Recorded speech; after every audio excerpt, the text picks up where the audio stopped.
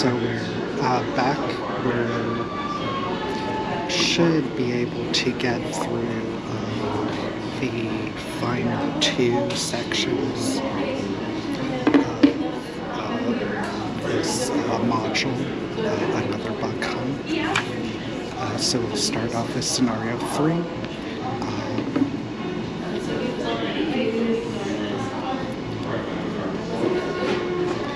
So what's going on? The Carson mothership is nestled in the nearby mountains, a bulbous burnt cigar discarded by an itinerant god. It has been abandoned here for nearly a century, appended in the crags. Inside sleep 3 ancient cyclopean carsonids, nobles of their species. Inside the ship, Hinton works feverishly to wake these slumbering demigods and merge with the Carsonid consciousness. While he has not succeeded in this task, he has succeeded in something far more dangerous. He has sent a distress signal to the greater Carsonid race, one that will reach them in a decade's time. And when they hear his call, they will answer.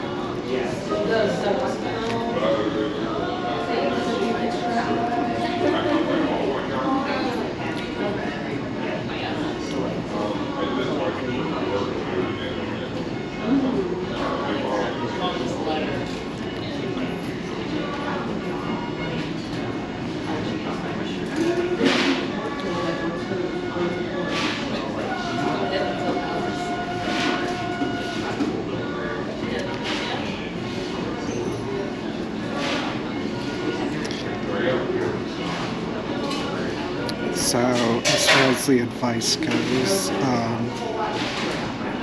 it just has some advice for if you are running this scenario alone as part of a one-shot.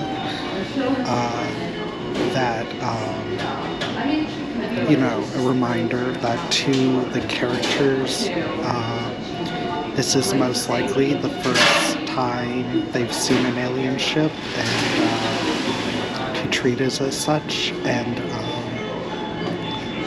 a reminder to kind of keep in mind the details of exploration.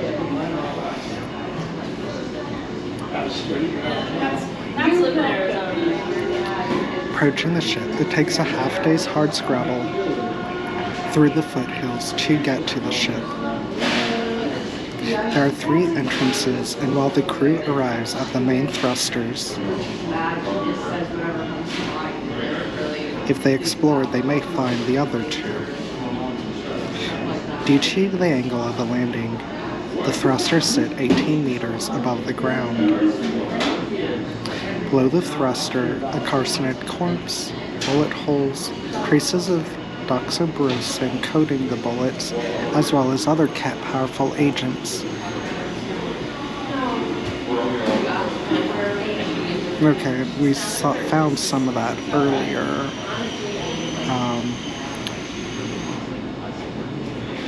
Once inside, the main thrusters yawn cavernously. A hearth left cold, gigantic empty space that terminates in a tunnel just shy of a human's height leading to A1, which I'm sure we'll see what that is on the next page. A Marine's corpse face bashed in, Corporal Kadir. B. The airlock. Budding from the long pod on the mountainside of the ship. 9 meters diameter, ringed with antenna-like whiskers. If presented with Carson DNA, allows entry, otherwise 100 damage to destroy it. Once inside, the floors and walls are pockmarked and rusty, like something acidic has been sprayed on them.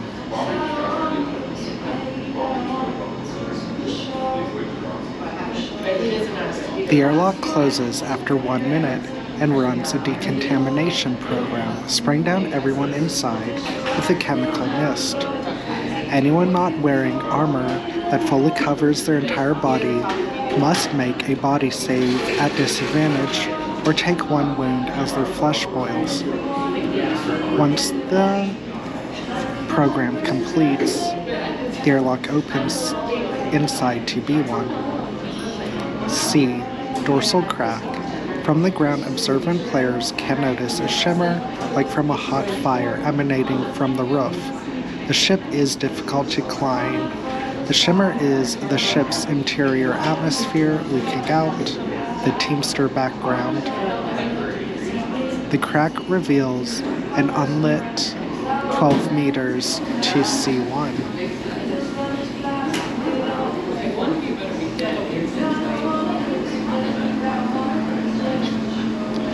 So A1 is a spherical chamber that was,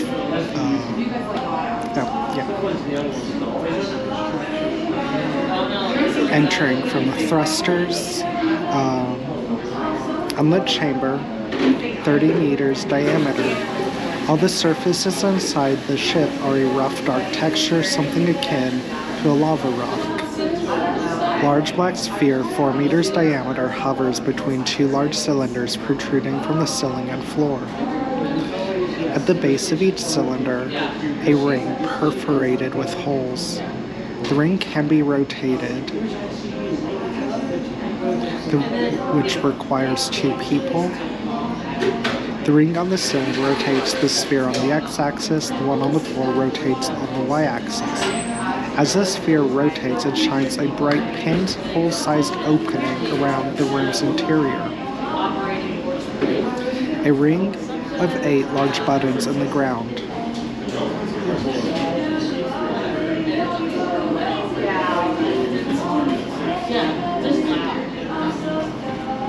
A ring of 8 large buttons on the ground. If all of them are pressed at once, the opening created by the sphere activates and sucks everything standing near it through, trapping the object inside a pocket dimension. This can be done once.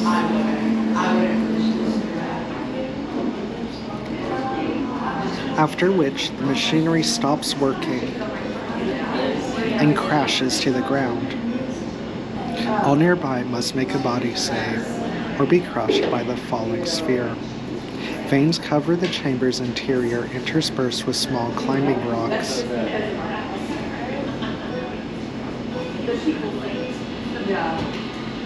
Climbing holds lead to small locked hatch into A2. Searching, a small screen embedded in the wall interfacing with the veins displays live feed of the court. A huge circular chamber containing colossal upright beams draped in gossamer shrouds.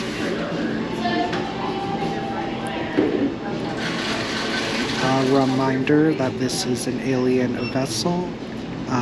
This is a strange vessel with logic that doesn't conform to our own. I don't feel the need to explain how or why something works, just that it does.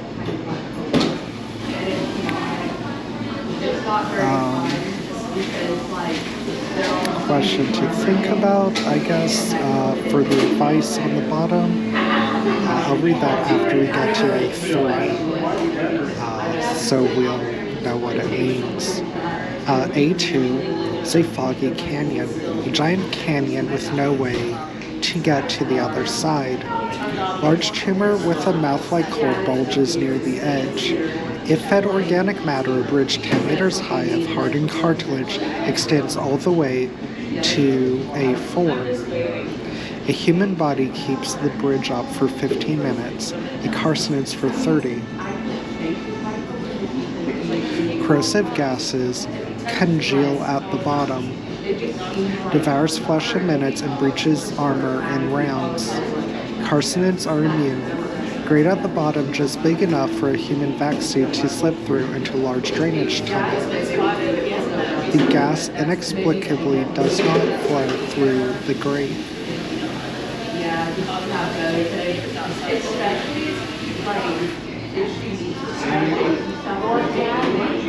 A3 is the drainage tunnel.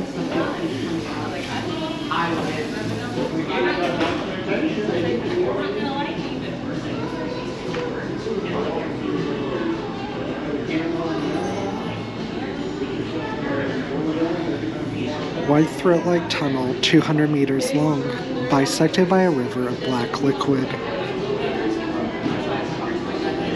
Walls pockmarked with small chambers. Chambers are filled with human body parts grafted to the walls.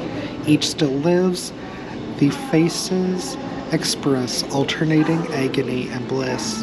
Examine. The muscles are spliced with carcinid fibers and do not belong to any colonists.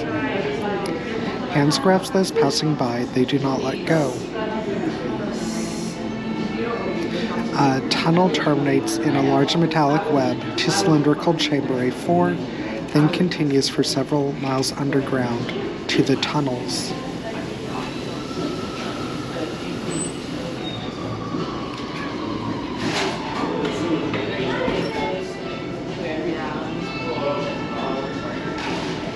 Okay, yeah. I guess I assume that's how we were getting here to begin with, but I guess that's wrong.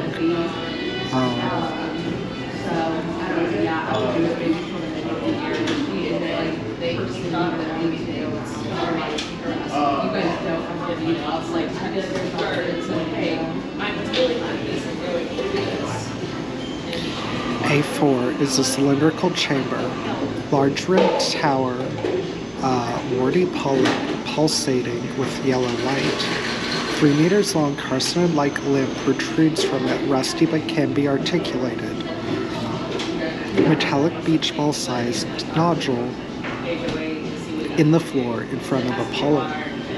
If the limb touches a nodule, an electric current runs through and peels back a section of the wall, revealing a secret passage to D. It opens a concealed tube near the mouth of a noble. Fear, sanity save. Hinton works directly below.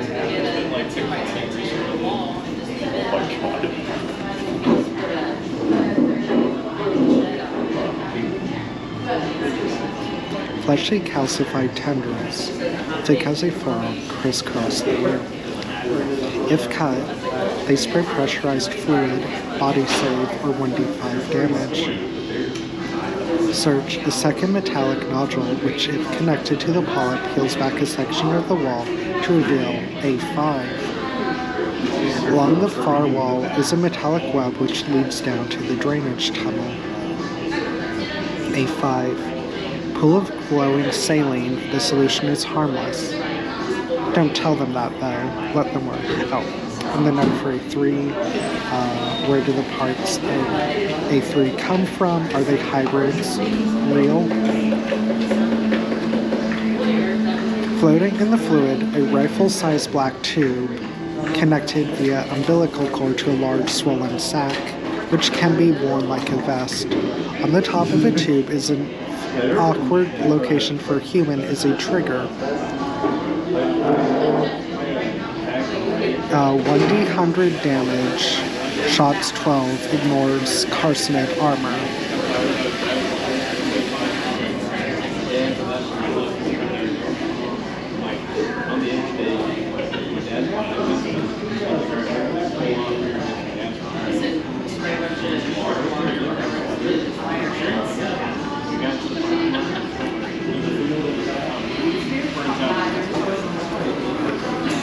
Okay, yeah. So this route is if you had entered through the airlock, I believe. Dim corridor, 10 meters wide, 2 meters tall. Ballastant rough, cilia-like tendrils which brush against anything taller than 1.5 meters. If attached to powered device or power storage armor, tendrils provide power. Corridor lined with sculptures of carcinids, crackling with life like they could burst forth at any moment. These statues don't just depict the carcinid's form, they worship it.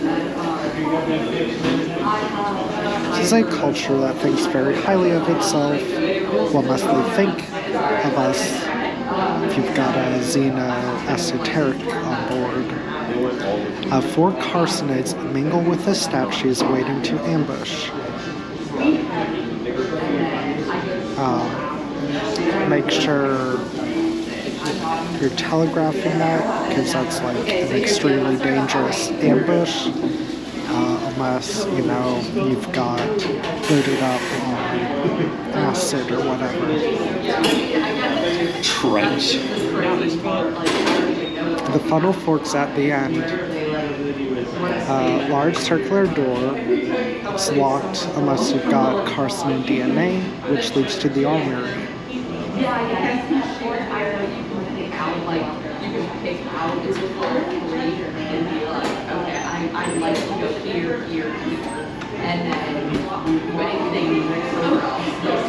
I think that looks like it's kind of weird how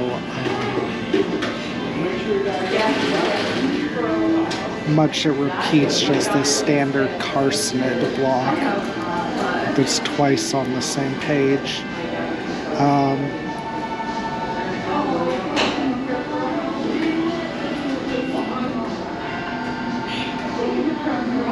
So B2, the armory, needle-thin arms terminating in curved scalpels hang from the ceiling.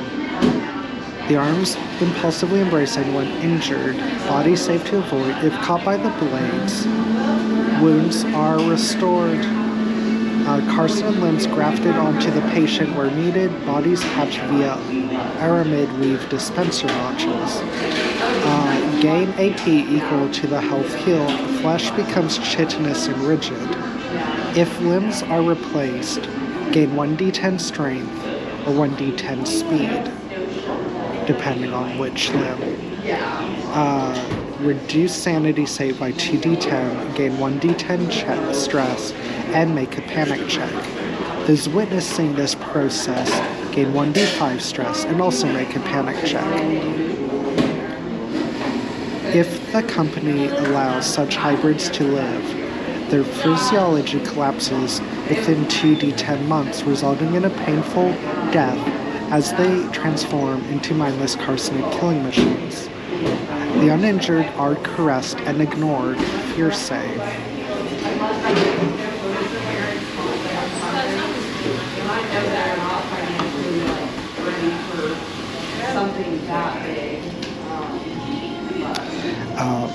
Does a company hunt down any hybrid crew members? Can they be saved by illegally re-sleeving themselves on Prospero's dream, which is, I think, from another of the official adventures?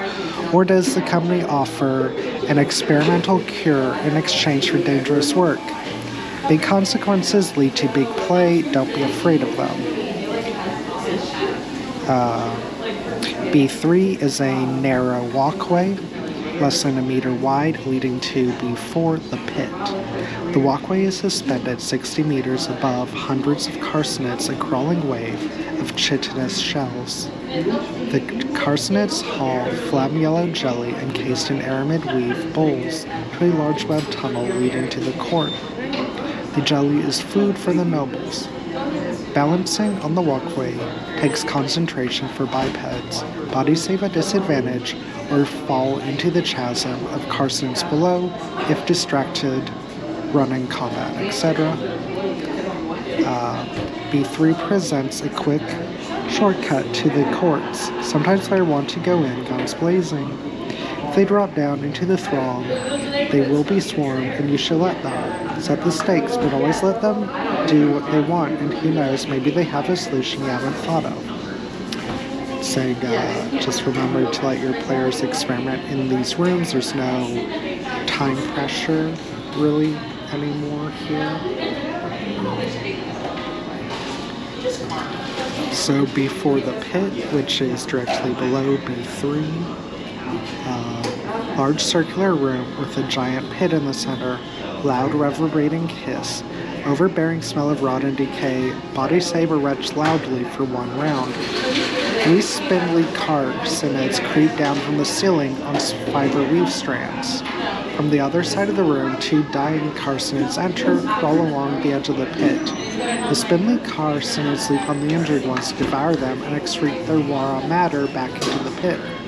This distracts the spindly carcinids for a few rounds.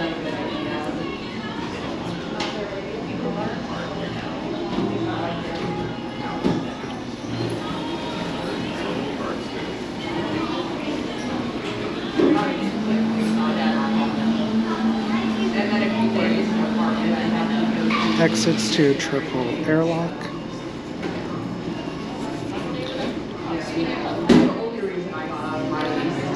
Dark chamber divided into 3 sections by thick aramid weave armored sphincters.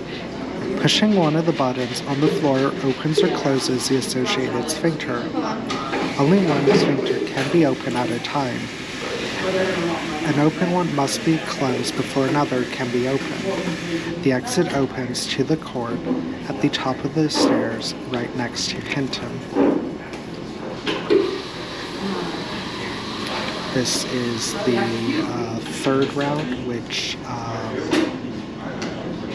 you entered with the gap in the hull, I believe. So the wound in the ship descends into a small, rough-walled chamber. There are no discernible exits.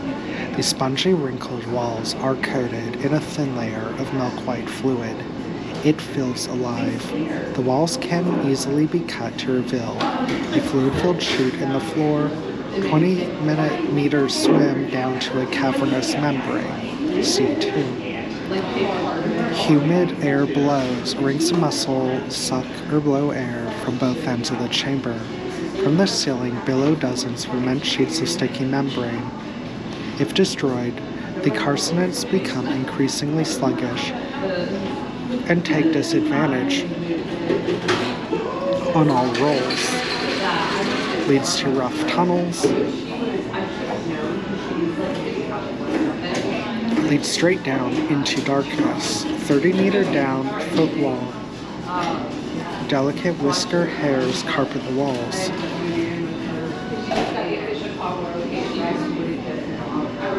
If multiple whiskers are touched, the door snaps shut.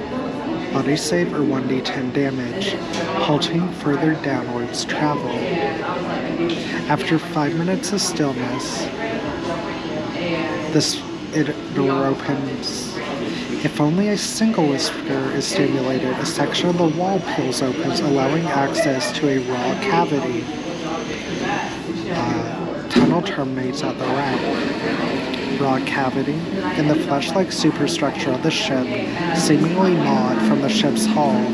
Low rolling fog covers the ground, several pools of clear plasma scattered across. Tube of bone ceramic composite in the center of the chamber.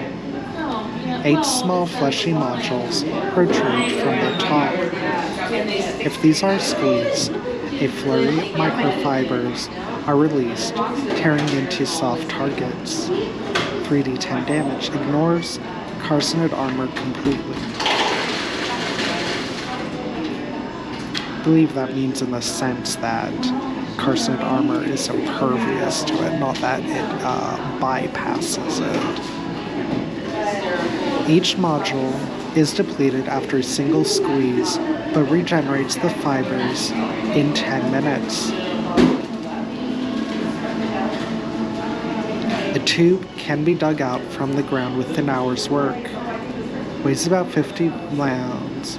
The colonists can reverse engineer these microfibers into ammunition in 4 hours. The ramp.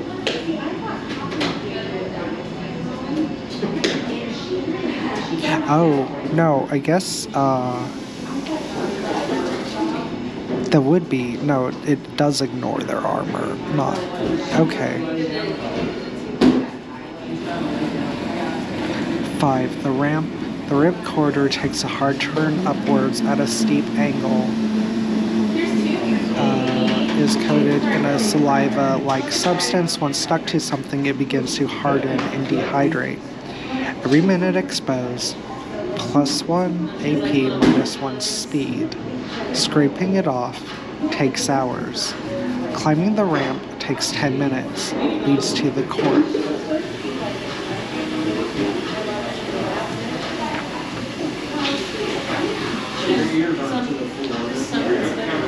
The court is an unbelievably massive chamber at the heart of the mothership.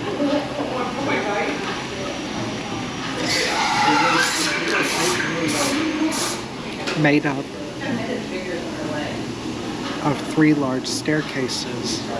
each roughly 4 stories tall and several hundred meters long.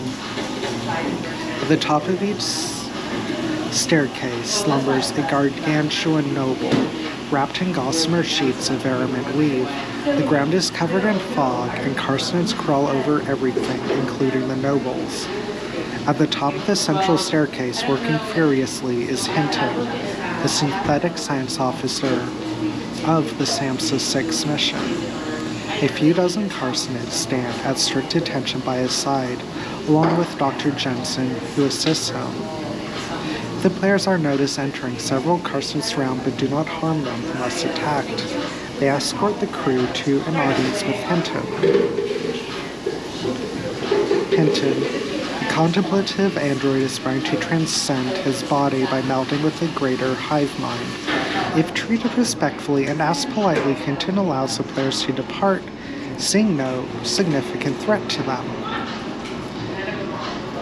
Hinton's logic core holds crucial information needed to formulate a cure for the Shriek's infection, making it immensely valuable.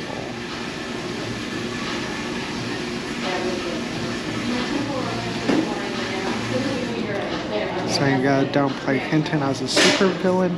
He's pragmatic and ambitious, so he can be reasoned with.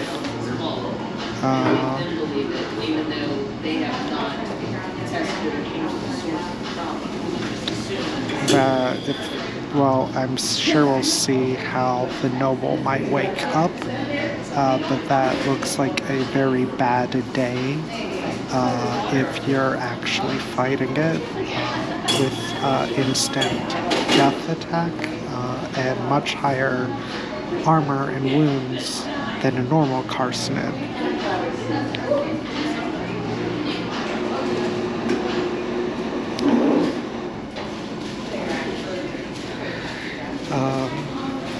Hinton has elaborate setup designed to merge him with the noble. This takes him a few hours interrupted. If he is successful, he becomes a noble and begins the process of enslaving other nobles to him. If he is unsuccessful, the nobles awake.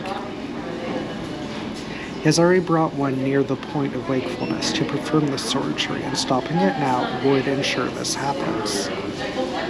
This is a dangerous situation with lots of potential for things to go sideways.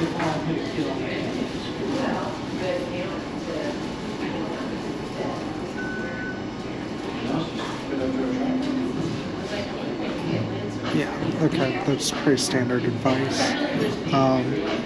What happens next? If the nobles awaken, after Hinton has merged, civil war ensues between the Hinton-controlled carcinids and the nobles. If the nobles awaken and Hinton is dead, they repair the ship, which takes years, and return home, after sending a messenger to their homeworld and calling for assistance. The nobles remain asleep and Hinton is killed. Your players have beaten the odds, so they can rest peacefully for now. Either way, the storm crests and the players need to find a way to get off the planet.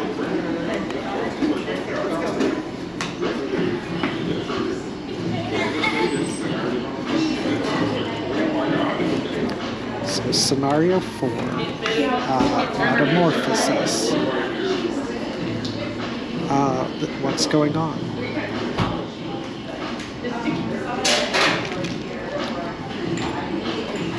A storm on SAMHSA 6 breaks just as the carcinids unleash their final assault. For the colonists and crew, this may be the last chance they have to evacuate before the carcinids take total control of the planet. Every hour, the floods make it more difficult to safely navigate the terrain. So I'm probably gonna drag them to someplace way too far away, so I'm getting mad about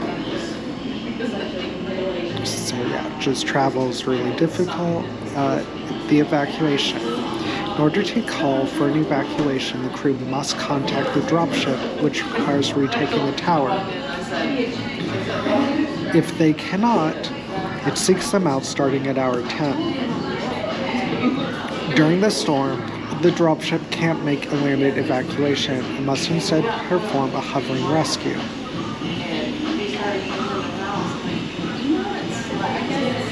Which, yeah, takes a lot of time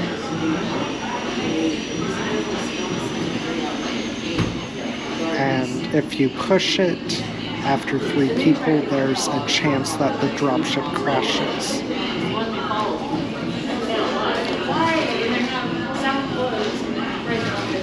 So what do I need? This scenario is a widespread crisis organized into 5 obstacles that your players may or may not have to deal with depending on their choices.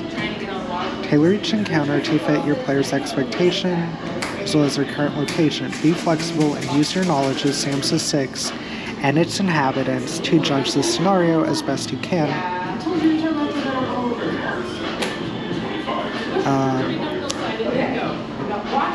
Heavily in the scenario. For everything else, use your best guess and talk things through with your players. It's okay to zoom out and take things hour by hour instead of moment by moment.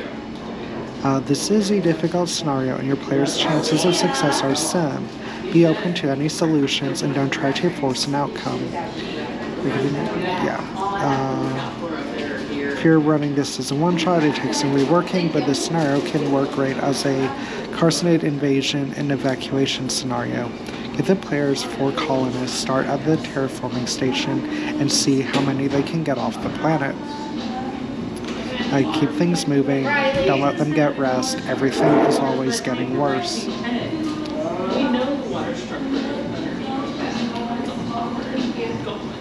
To make matters worse, the Carcinids begin a full-fledged assault on the colony. They can swim, climb, and run without much difficulty. They are very difficult to see in low light.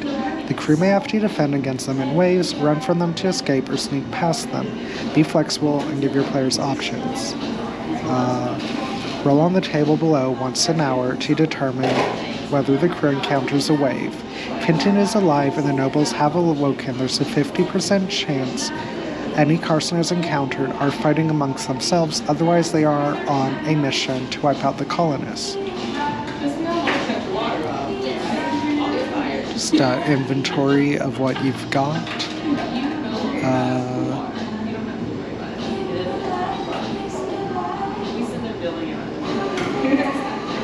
It's just saying, zoom out a bit for the combat here.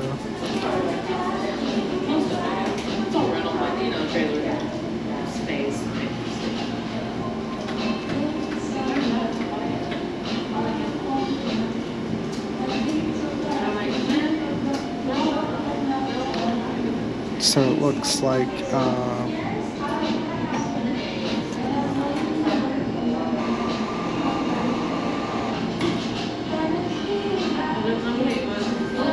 after I think Karen is so basically after hour 4 you're stuck.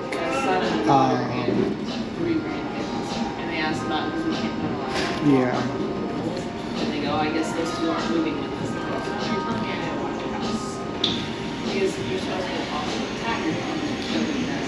Back on the ship.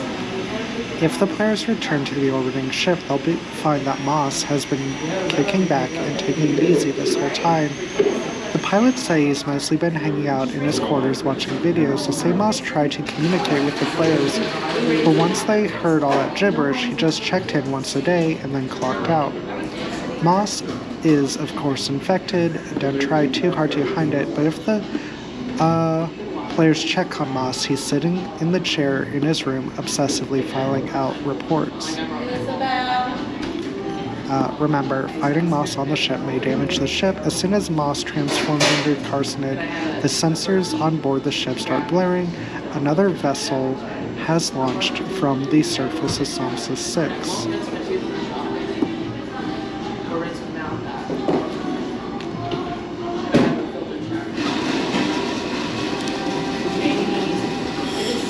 The messenger. Either the Carcinids or Hinton have launched a messenger vessel from the Carcinid mothership, and it immediately attacks the players upon breaching atmosphere. The ship is not interested in long engagement, however, and it will attack the player ship once and then attempt to evade.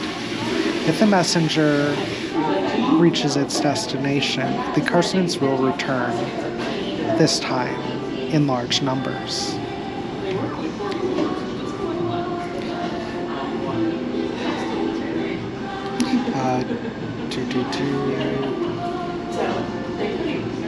Yeah, and it's not a winnable fight.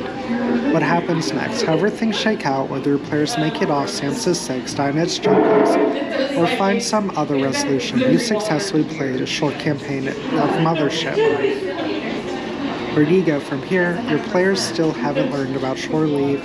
Now's a good time to introduce it. They could be debriefed by corporate, or if they're still on Sams's 6, maybe just a few nights of heavy drinking while they come up with a plan. Also, the message to the Carcinids has repercussions. Maybe not now, but in a few years. Maybe you can skip forward, you can start a new campaign with new characters, or you can continue with these and see where they take you. Whatever you and your players choose, we know you'll do great. Thank you for playing. So that included the first module for Mothership, sort of like this introductory one.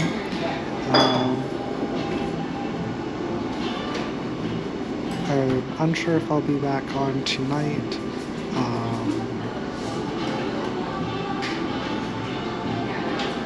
Tomorrow. Probably do an evening. Yeah, I think that's time. But that's it for this. And in a few more days, we'll start the second one.